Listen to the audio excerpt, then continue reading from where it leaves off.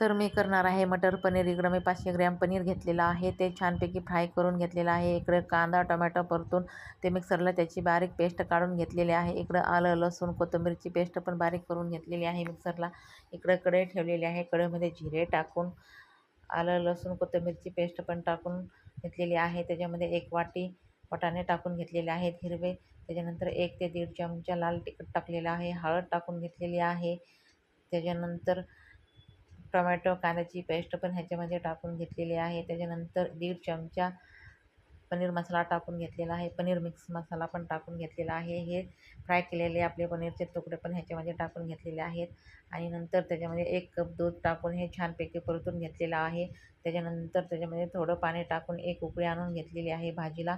आपली ही भाजी छानपैकी तयार झालेली आहे. भाजी शिजल्याच्या नंतर त्याच्यावर कोथिंबीर टाकून घेतलेली आहे. तर तुम्ही बघू शकता आपली भाजी ही छान झाली.